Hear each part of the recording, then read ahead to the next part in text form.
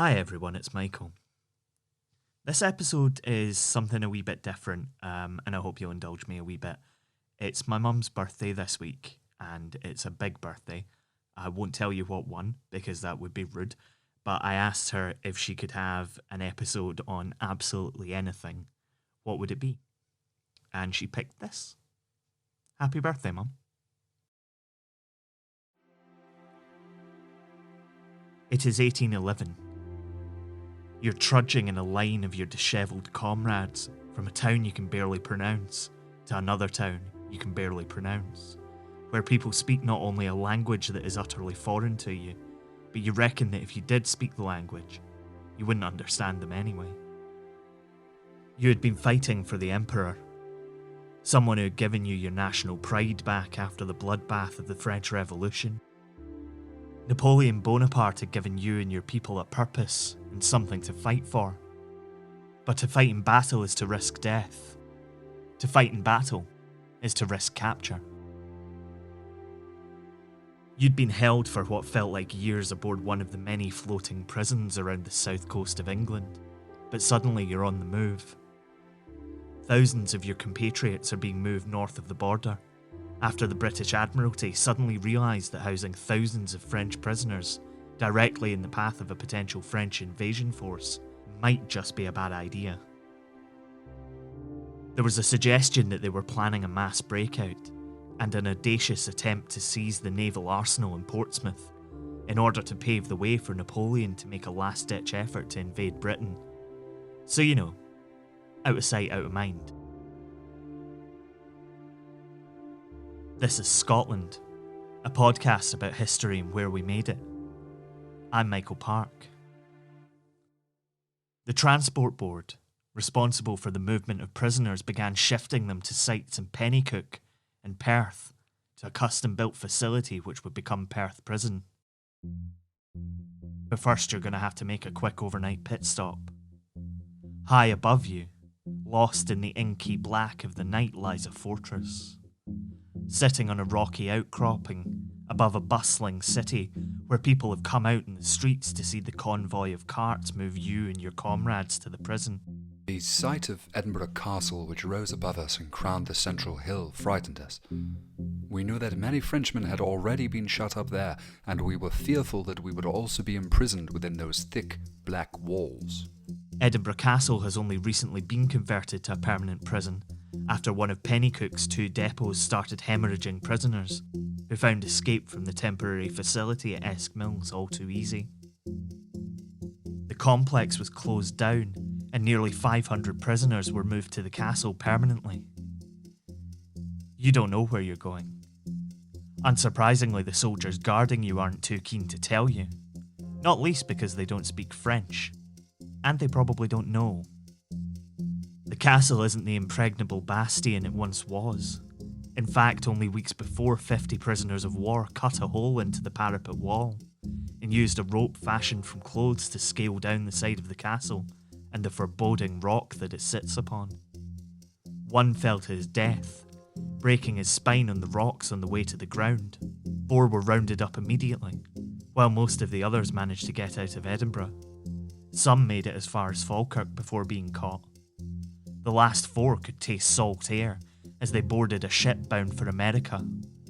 Unfortunately, the ship was detained by the authorities, and the unfortunate French sailors were taken back into custody. Either French prisoners were very good at escaping, or their British guards were complacent. There was another escape at the end of April, and then one on the 14th of July, Bastille Day, which ended the castle's time as a permanent prison. The head of the Transport Board was replaced for overseeing so many escapes, but, as is tradition for failed heads of government institutions, he was later reinstated. If you enjoy listening to Scotland, then one of the most helpful things you can do for us is to leave a rating and a review on Apple Podcasts. I do realise, though, that a lot of apps don't let you leave ratings and reviews, which is kind of awkward, but if you would be up for telling your friends about us on social media, or the next time you're allowed to get in a lift, that would be awesome. We really appreciate all the support that we get from you guys, and anything you can do to help spread the word is amazing. And of course, if you want extra stuff, early access to episodes, merchandise, all that kind of fun stuff, you can enjoy our Patreon, which is patreon.com/Scotland History Podcast. Thanks very much. Enjoy the rest of the show. With you being a mere pleb in the French Navy, a lowly sailor, your fate is much different to the officers who've been brought north of the border. In so-called parole towns like Peebles, Selkirk and Kelso, officers are given pretty much free rein. Housed with local families, they are allowed to live almost as free men, with a local agent assigned to make sure that they didn't cause any trouble.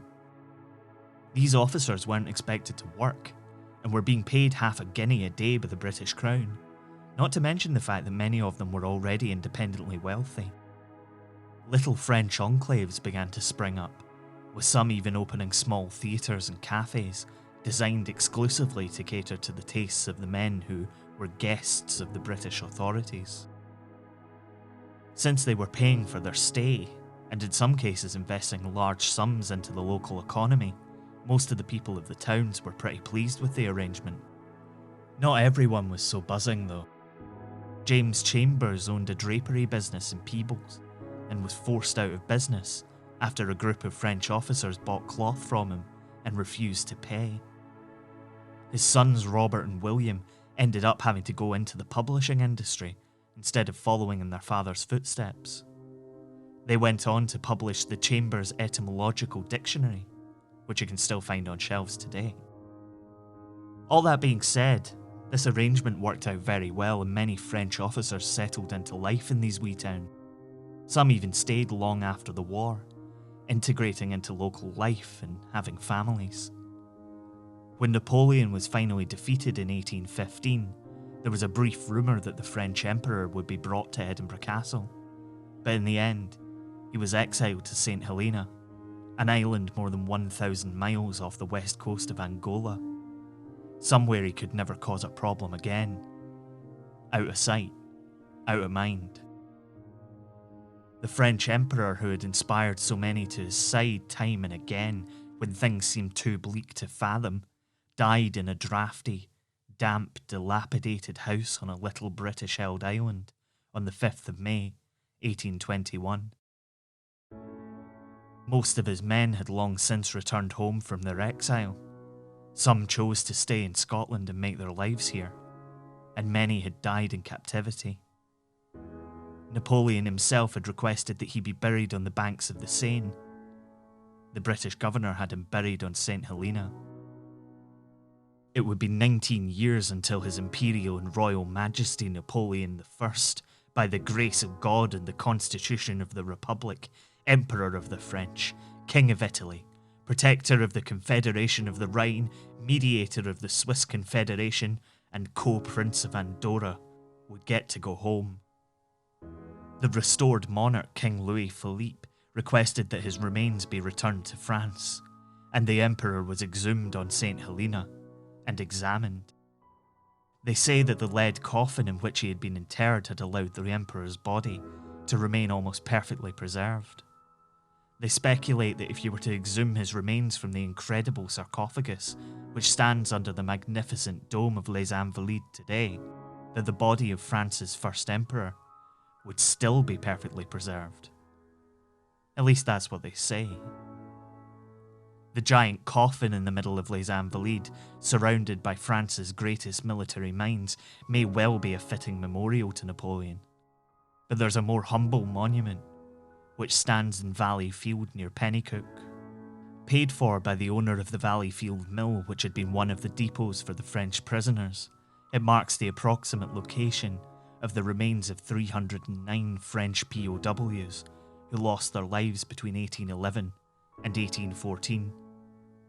Its inscription reads that the monument was erected by certain inhabitants of this parish, desiring to remember that all men are brethren.